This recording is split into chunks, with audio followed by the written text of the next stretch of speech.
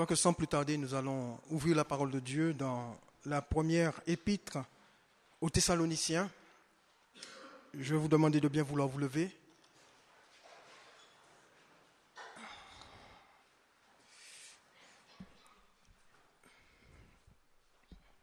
Donc 1 Thessaloniciens chapitre 2, je vais lire le verset 13. Il nous est dit, c'est pourquoi nous rendons continuellement grâce à Dieu de ce qu'en recevant la parole de Dieu que nous vous avons fait entendre, vous l'avez reçue non comme la parole des hommes, mais ainsi qu'elle est, véritablement, comme la parole de Dieu, qui agit en nous, qui agit en vous, qui croyez. Amen. Prions quelques instants. Seigneur, nous te bénissons ce soir encore pour ce temps que tu nous permets de passer dans ta présence, où, Seigneur, nous avons honoré ton nom au travers de ces quelques chants qui sont montés vers toi. Te bénissons, Seigneur, pour ta parole qui est ouverte maintenant. Nous te demandons, Seigneur, qu'elle fasse son œuvre dans nos cœurs, qu'elle pénètre au plus profond de notre être, Seigneur, pour accomplir la volonté de Dieu. Te bénissons, Père, et nous te rendons toute la gloire, parce que nous croyons que ce soir, tu es présent au milieu de nous par ton esprit, pour te manifester à chaque cœur, à chaque vie, et faire ton œuvre, Seigneur, dans chacune de nos vies ce soir. Père, je prie que tu te révèles encore. Je prie, Seigneur, que ton esprit accomplisse, Seigneur, des choses merveilleuses dans chaque vie ce soir. Ceux qui ont besoin d'être libérés, libère. Ceux qui ont besoin, Seigneur, d'être guéris, guéris. Ceux qui ont besoin d'être renouvelés, Seigneur, renouvelle-les. Ceux qui ont besoin d'être fortifiés, Seigneur, agis pleinement. Et que personne, Seigneur, ne se prive de ta grâce ou des bénédictions que tu as en réserve pour chacun d'entre nous. Parce que cette parole n'est pas parole d'homme, mais parole de Dieu. Et au-delà de ce que je vais dire, Seigneur, je prie que ton Saint-Esprit puisse parler à chacun d'une manière individuelle. Dans le nom de Jésus, nous t'avons prié. Notre Dieu, notre Père, sois béni. Amen. Amen.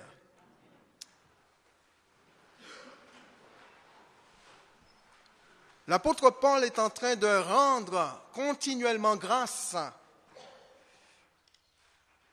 à Dieu pour une église, c'est-à-dire l'église de Thessalonique, pour le fait que cette église est acceptée, est reçue d'une manière extraordinaire.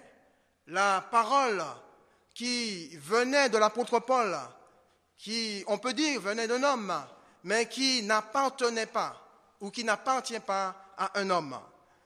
Et dans ce verset, l'apôtre est en train de faire une différence entre la parole des hommes et celle de Dieu, déclarant aux Thessaloniciens que ce qu'il leur avait fait entendre, comme je l'ai dit tout à l'heure, venait bien des hommes, mais n'appartenait pas ou n'appartient pas à l'homme, mais appartient à Dieu. Puisqu'il est en train de dire, vous avez reçu cette parole que nous vous avons annoncée et vous l'avez acceptée, non pas comme une parole venant, une parole d'homme, mais vous l'avez acceptée comme elle est véritablement parole de Dieu. Et c'est cette parole qui agit en vous. Mes amis, mes bien-aimés, il y a d'un côté la parole des hommes qui ne peut pas changer grand-chose dans la vie de quelqu'un, qui ne peut pas changer l'intérieur d'un individu, qui ne peut rien accomplir. Et de l'autre côté, vous avez la parole de Dieu qui possède toutes les facultés pour changer la vie d'un homme. Et bien sûr, beaucoup d'entre nous ce soir ont fait cette expérience et peuvent dire que si ma vie a été changée, elle n'a pas été changée par la parole d'un homme, elle a été changée par la parole de Dieu annoncée au travers d'un homme. Et vous pouvez déclarer aussi, comme le dit l'apôtre Paul concernant les Thessaloniciens, que cette parole est véritablement parole de Dieu. Bien que la parole de Dieu soit puissante et possède toutes les facultés pour changer des vies, pour un changement radical des vies, il y a quand même dans ce chapitre des éléments que l'apôtre Paul va mentionner, va énumérer et qui peuvent altérer le message de Dieu et l'empêcher d'accomplir son œuvre dans un cœur ou dans une vie. Et ce soir, je voudrais voir avec vous 3 éléments que l'apôtre Paul énumère justement dans ce chapitre 2. Et nous allons voir ces 3 éléments dans le verset 3. Il nous a dit, je vais lire à partir du verset 1er, « Vous savez vous-même, frères, que notre arrivée chez vous n'a pas été sans résultat. Après avoir souffert et reçu des outrages à Philippe, comme vous le savez, nous avons pris de l'assurance en notre Dieu pour vous annoncer l'évangile de Dieu au milieu de bien des combats. » Et au verset 3, il est en train de dire, « Car notre prédication ne repose ni sur l'erreur, ni sur des motifs impurs, ni sur la fraude. » Les 3 éléments énumérés par l'apôtre Paul qui peuvent altérer le message de l'Évangile pour empêcher que cette parole fasse une œuvre merveilleuse dans un cœur ou dans une vie, eh bien l'apôtre Paul dit que l'Évangile que nous vous avons annoncé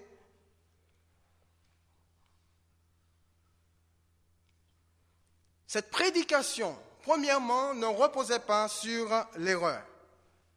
Alors l'erreur, c'est l'acte de l'esprit, de notre esprit qui tient pour vrai ce qui est faux. Dès l'instant où quelqu'un tient pour vrai ce qui est faux, on peut constater et on peut dire que cette personne se trouve dans l'erreur.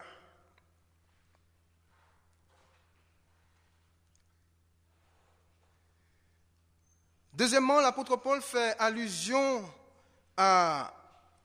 au motif impur, car il dit que la prédication que nous vous avons annoncée, deuxièmement, ne reposait pas sur des motifs impurs. Et troisièmement, il dit aussi que la prédication annoncée aux Thessaloniciens ne reposait pas non plus sur la fraude. Donc l'erreur, nous constatons que c'est le premier élément qui va arrêter, qui va altérer le message de l'Évangile et empêcher que ce message produise du fruit dans les cœurs. Parce que frères et sœurs, quand l'Évangile est annoncé pour atteindre les cœurs. L'Évangile est annoncé pour que les cœurs soient changés, pour que les vies soient transformées. Si nous annonçons un évangile et au travers de cet évangile, les vies ne sont pas transformées, ce n'est pas l'évangile de Jésus-Christ. Ce n'est pas l'évangile de Dieu. Parce que l'évangile de Dieu a toutes les capacités, a toutes les facultés, frères et sœurs, pour transformer les vies, pour changer les cœurs. L'apôtre Paul souligne que la prédication annoncée par les apôtres ne reposait pas sur l'erreur.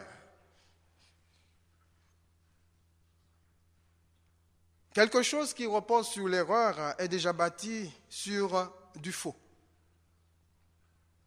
N'est-ce pas?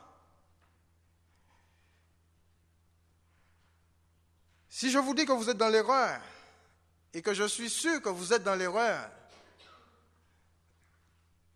vous n'êtes pas dans le vrai. Vous êtes dans le faux.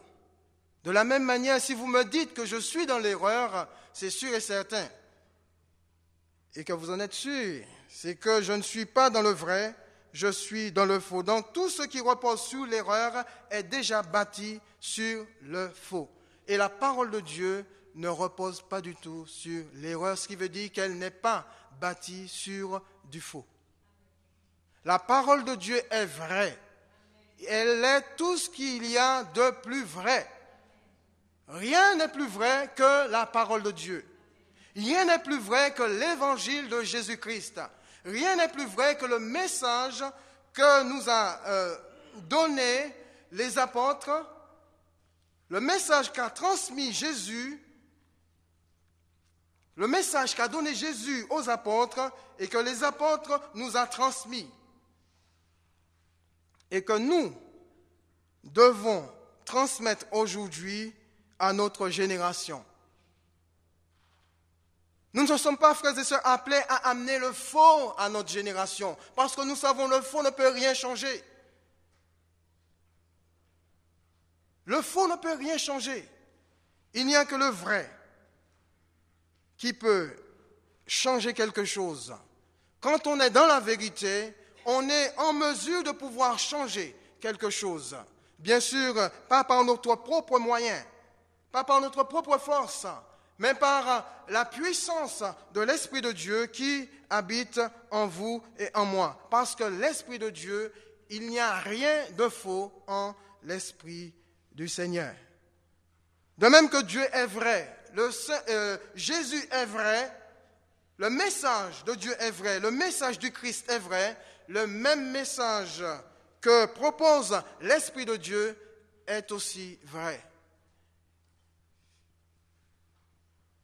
Et c'est ce même message qui est capable de transformer les cœurs et de transformer les vies.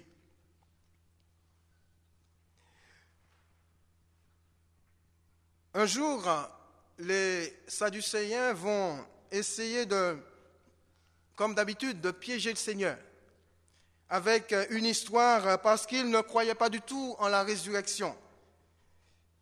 Est-ce qu'ils étaient dans le vrai? Et Jésus va les confondre en leur faisant constater qu'ils ne sont pas du tout dans le vrai. Ils ne croient pas en la résurrection et pourtant la résurrection existe. Donc, d'où cette histoire où ils vont dire à Jésus, Moïse nous a dit dans la loi, si un frère a une femme, s'il y a 7 frères, et le premier a eu une femme et que le frère est mort. Donc le deuxième doit prendre la femme pour donner une postérité, afin que le nom du premier ne soit pas perdu. Donc il y a eu 7 frères, et les 7 sont morts. Et les 7 ont eu la même femme. Alors ils ont voulu piéger le Seigneur en lui disant, mais au jour de la résurrection, Seigneur, à qui sera cette femme, puisque les 7 sur la terre l'ont eu pour femme? Question piège. Moi, je ne crois pas en la résurrection. Toi, tu dis, la résurrection existe, Jésus. Eh bien, là, il faudrait que tu nous éclaires. Parce qu'il y a un problème là-haut dans le ciel. À qui sera cette femme? Les 7 l'ont eu pour femme, sur la terre. Mais Jésus va leur dire, mais vous êtes dans le faux. Vous n'êtes pas du tout dans le vrai. Parce que sachez bien qu'à la résurrection, les hommes ne prendront ni de femmes, ils seront comme des anges là-haut dans le ciel. Donc Jésus leur dit, vous ne connaissez ni la puissance de Dieu.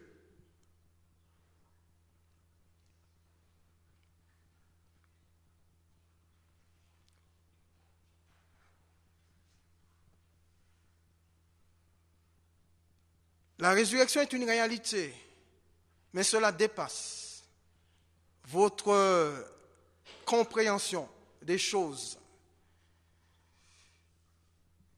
Vous ne connaissez ni la puissance de Dieu, ni vous ne comprenez non plus la parole du Seigneur.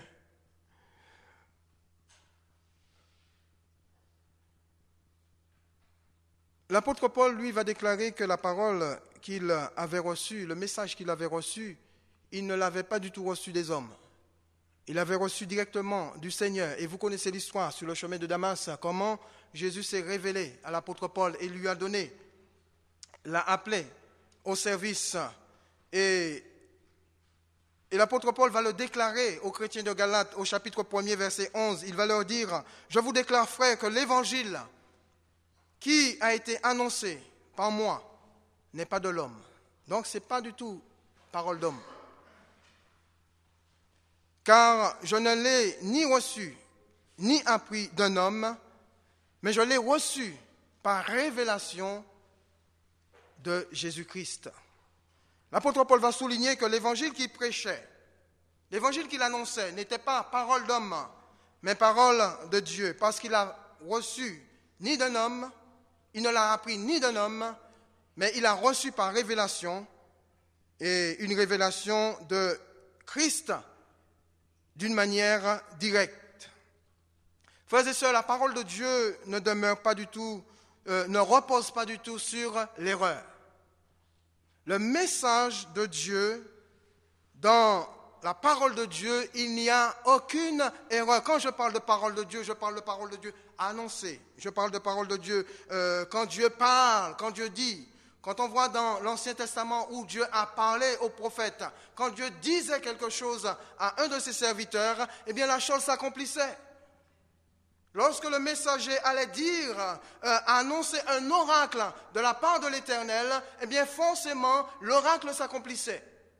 Parce que ce n'était pas le message du prophète, c'était le message de Dieu au travers du serviteur de Dieu. Et parole de Dieu ne repose jamais sur l'erreur.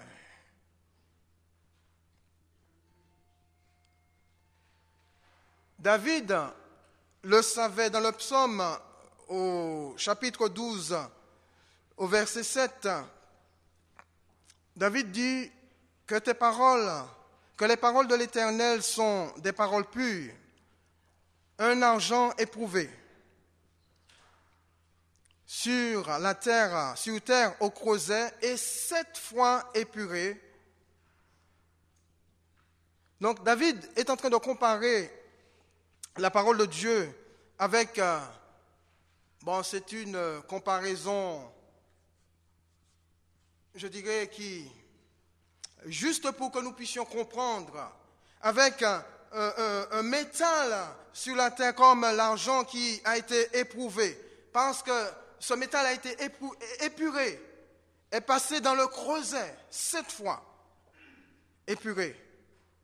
Vous savez, lorsque vous prenez le soin d'épurer un métal, 1 fois, 2 fois, 3 fois, 4 fois, 5 fois, 6 fois, c'est pour que vous puissiez enlever tout ce qu'il y a de scorie, afin que le métal ressorte le plus pur, sans impureté, sans scorie. Je ne veux pas dire que ce soit la parole de Dieu a de l'impureté, non, c'est pour que nous puissions comprendre que cette parole est pure, comme le déclare David lui-même.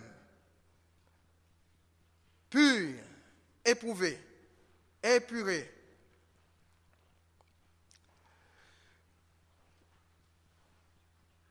Une parole éprouvée, toujours dans le psaume au chapitre 18, verset 31, David continue en disant au sujet de Dieu et de sa parole que les voies de Dieu sont parfaites et sa parole est éprouvée. Les voies de Dieu sont parfaites et sa parole est éprouvée. Ce qui veut dire qu'il n'y a pas de mensonge dans la parole de Dieu. David le savait et il pouvait déclarer que la parole de Dieu est éprouvée. Éprouver, c'est essayer pour vérifier la valeur et la qualité. Et on peut dire que pour que David fasse une telle déclaration, il a fallu qu'il éprouve ou qu'il mette en pratique cette parole pour voir qu'elle était vraiment ou qu'elle est vraiment de valeur et aussi de qualité.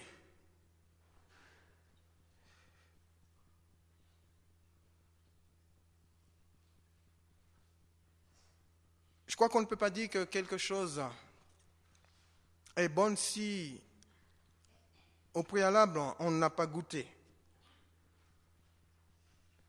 Si on vous présente un plat, vous ne pouvez pas dire qu'il est bon ou il est mauvais si vous ne l'avez pas goûté. C'est après avoir porté ces aliments à votre bouche, là vous pourrez dire que si ce plat est bon ou si il est mauvais.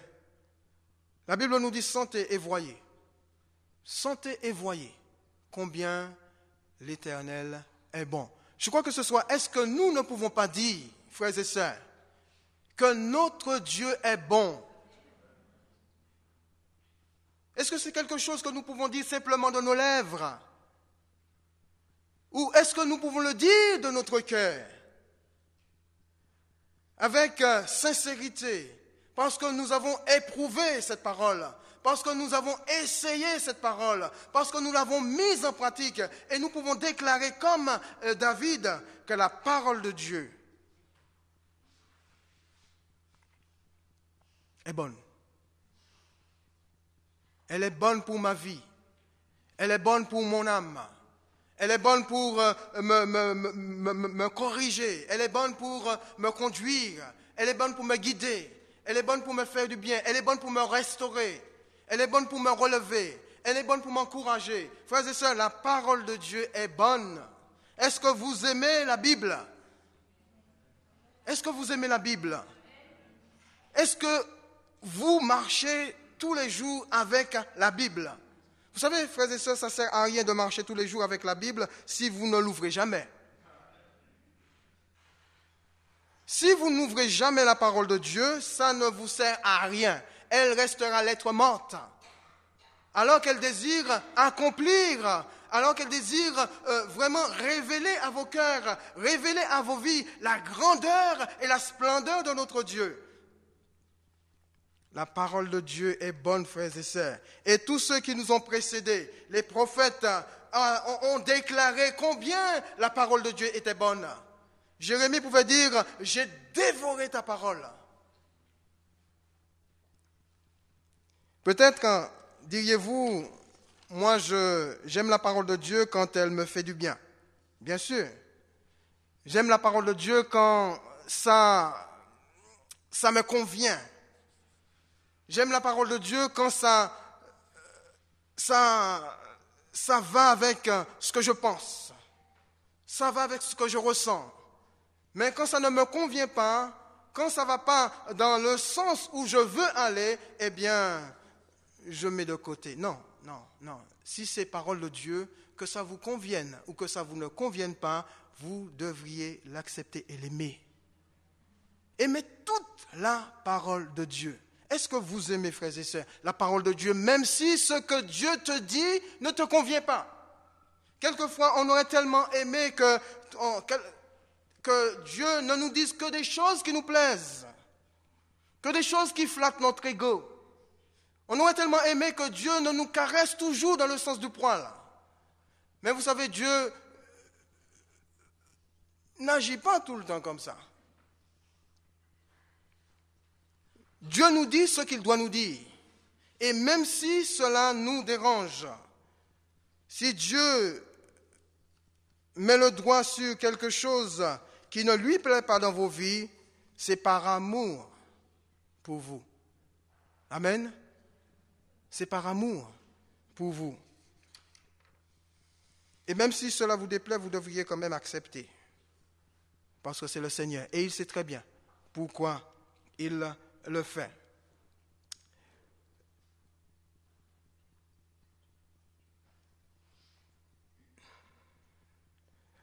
Le deuxième élément qui peut altérer le message de Dieu, comme nous l'avons vu, c'est le fait des motifs, nous dit l'apôtre Paul, impurs. Vous savez, les motifs sont les raisons qui nous permettent d'agir.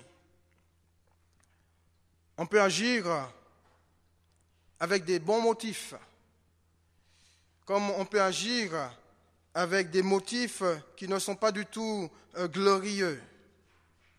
Et l'apôtre Paul souligne que la prédication ne reposait pas sur des motifs impurs. Pourquoi l'apôtre Paul se permet de dire aux Thessaloniciens à ce moment précis que la prédication qui leur avait été annoncée ne reposait pas sur des motifs impurs? Parce que je crois qu'il y avait à cette époque-là des hommes qui annonçaient la parole de Dieu, mais avec des motifs justement qui étaient impurs, qui n'honoraient pas du tout le Seigneur, qui ne glorifiaient pas du tout le Seigneur. Et ils annonçaient cette parole pour en tirer une certaine gloire personnelle. Je peux dire que, frères et sœurs, tout motif impur est censé détourner la gloire de Dieu au profit de la personne. D'une manière personnelle. Au verset 6 de ce chapitre, l'apôtre Paul déclare que nous, les apôtres, nous n'avons point cherché la gloire qui vient des hommes, ni de ceux à qui ils avaient annoncé cette parole. Donc les apôtres, quand ils annonçaient la bonne nouvelle, ils ne recherchaient pas la gloire des hommes, la gloire qui venait des hommes. Ils ne s'attendaient pas à ce que les hommes puissent les élever.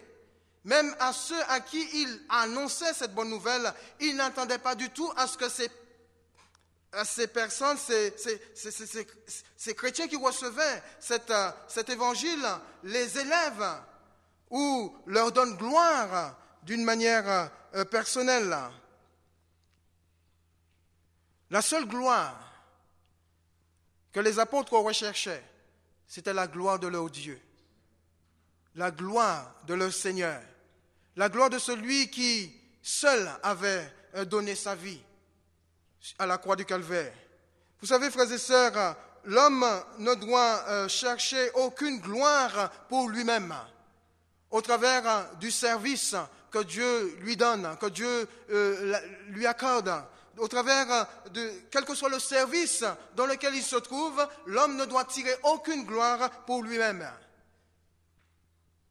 Et si, par hasard, Dieu se sert d'un homme ou d'une femme pour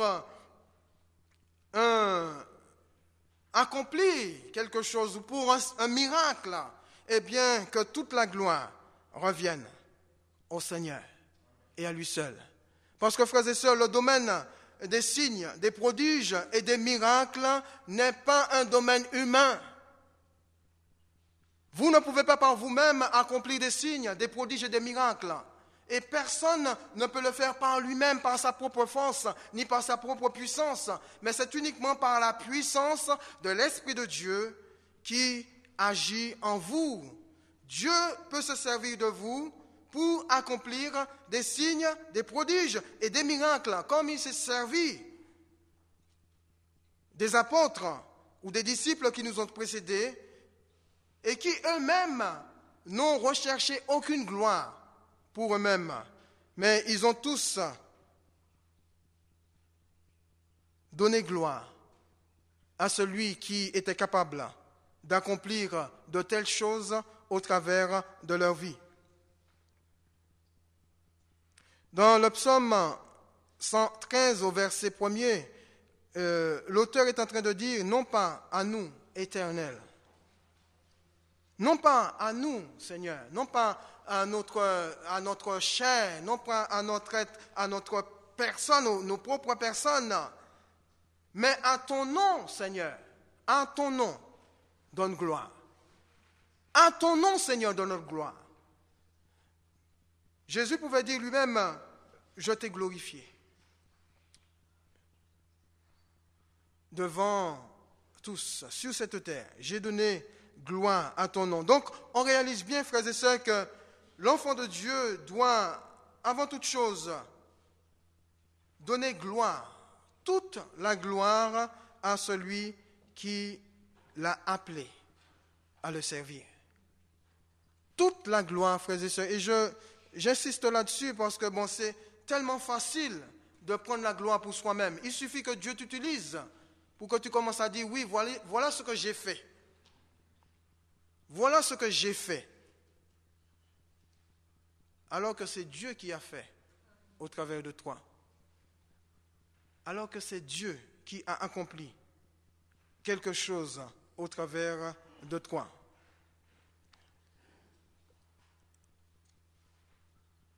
Nous ne devrions jamais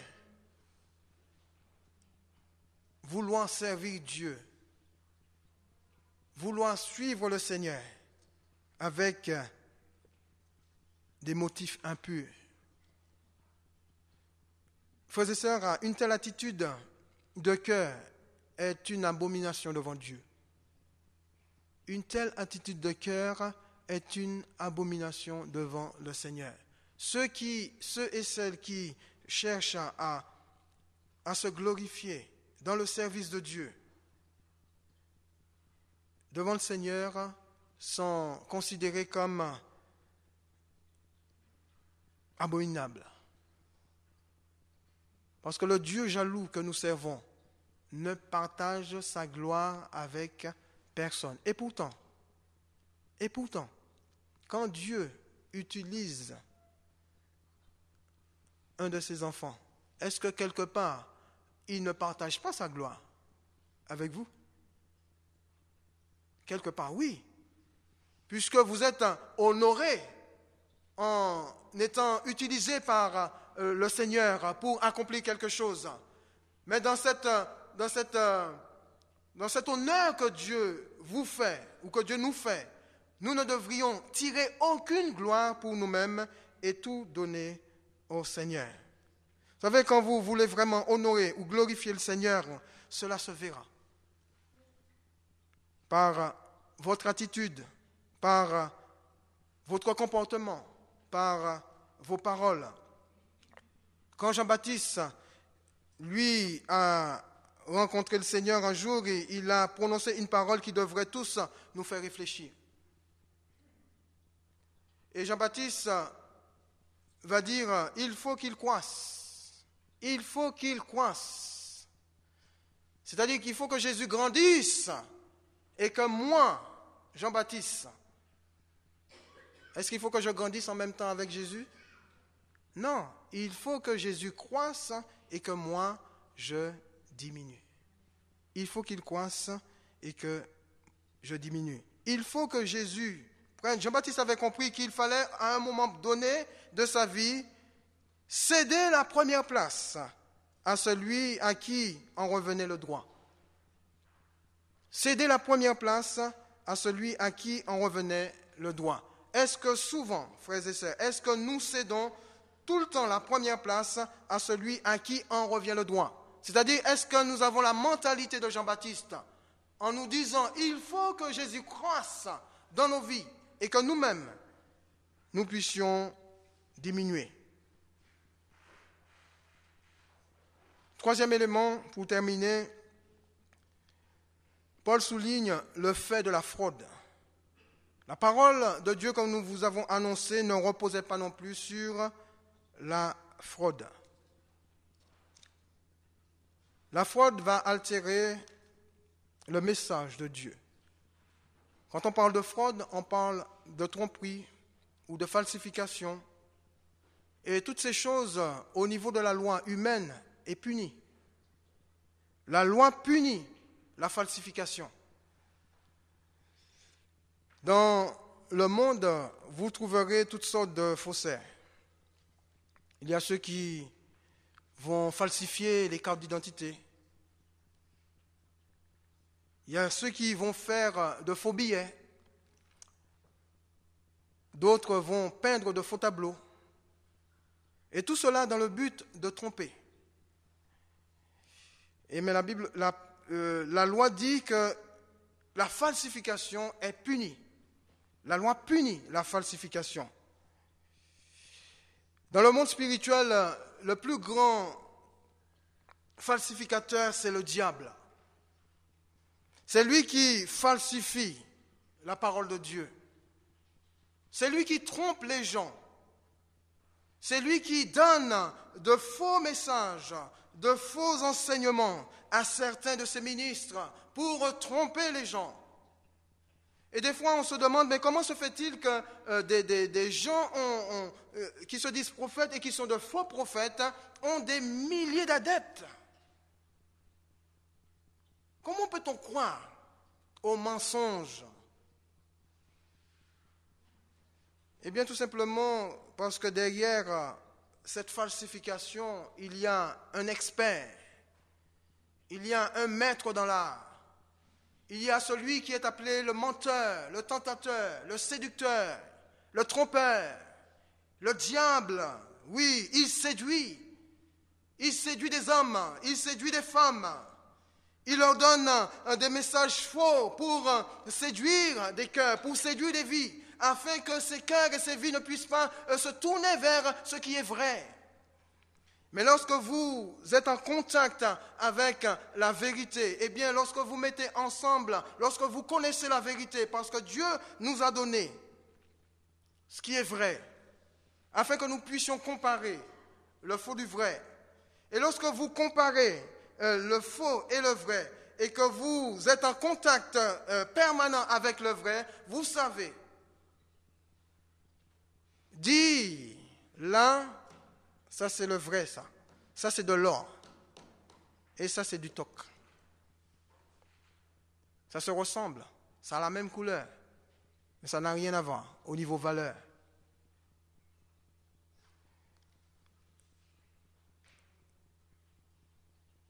L'apôtre Paul dit dans 2 Corinthiens chapitre 2 verset 17, « Car nous ne falsifions point la parole de Dieu, comme font plusieurs. » Frères et sœurs, les choses n'ont pas changé. Il n'y a rien de nouveau sous le soleil, comme nous dit la parole de Dieu, comme nous dit Ecclésiaste. Même à l'époque des apôtres, il y avait déjà des falsificateurs, ceux qui falsifiaient, des faussaires, qui falsifiaient la parole de Dieu. Et aujourd'hui, ça ne change pas. Demain, il y en aura encore. Et de plus en plus, nous allons être confrontés à des gens qui se disent avoir reçu, qui se disent avoir eu, avoir vu, avoir ceci, avoir cela, au nom de Dieu, au nom de Jésus-Christ, et qui en réalité sont des ministres du diable, des falsificateurs, et qui ont derrière eux un esprit de séduction pour séduire et pour détourner les âmes, afin de les conduire directement en enfer. Mes frères et sœurs, Dieu a donné à son peuple l'élément indispensable, le Saint-Esprit, pour que chacun d'entre nous, nous puissions vérifier ce qui est vrai et ce qui est faux. Et le Saint-Esprit va attester à nos cœurs que le message qui est annoncé est un message falsifié. Parce que nous sommes en contact avec le vrai. Nous sommes en contact avec la parole de Dieu. Parce que nous sommes en contact avec la vraie révélation venue de Dieu au travers de Jésus-Christ. Et le Saint-Esprit va attester à vos cœurs, frères et sœurs, lorsque cela est faux, que c'est faux. Et personne ne pourra vous tromper. Personne ne pourra vous faire accepter ce qui est faux. Et vous faire croire que c'est vrai. Faisons très attention à ne pas suivre n'importe qui. On n'est pas appelé à suivre un homme, on est appelé à suivre Jésus. On est appelé à suivre Dieu. On est appelé à suivre la vérité. Jésus lui-même a dit, je suis le chemin, la vérité et la vie. Nul ne vient au Père que par moi. Jésus n'a pas dit de suivre Monsieur X ou Madame Y. Hein. Non, Jésus a dit, suivez-moi. Suivez le chemin. Suivez la vérité. Suivez la vie. Et vous aurez vous-même la vie. Et pour conclure, je dirais que tout ce qui est parsemé d'erreurs, derrière lesquelles se cachent des motifs impurs et qui sent la fraude, est de l'homme. Et derrière l'homme se cache le diable. La parole de l'homme ne peut en aucune manière changer les cœurs, mais la parole de Dieu, exempt d'erreurs, de motifs impurs et de fraude, est capable de transformer l'homme au plus profond de lui-même s'il accepte et la considère comme parole de Dieu. Et c'est cette parole qui va agir dans le cœur de tout un chacun. Comme Paul disait aux Thessaloniciens, ce que nous vous avons annoncé, qui n'est pas parole d'homme, vous l'avez accepté comme elle est véritablement, comme parole de Dieu. La parole que les apôtres ont fait retentir à Thessalonique et qui a agi en ceux qui croyaient ne reposait ni sur l'erreur, ni sur des motifs impurs, ni sur la fraude. Ce n'était pas parole d'homme, mais parole de Dieu. C'est pourquoi elle était agissante dans les cœurs. Prions.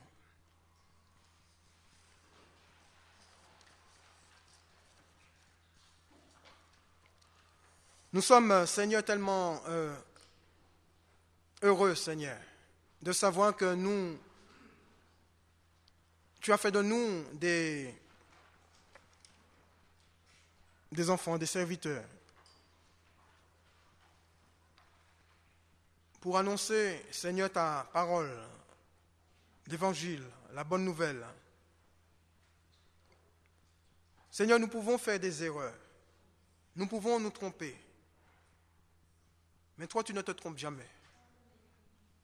Ta parole est vérité, elle est vraie.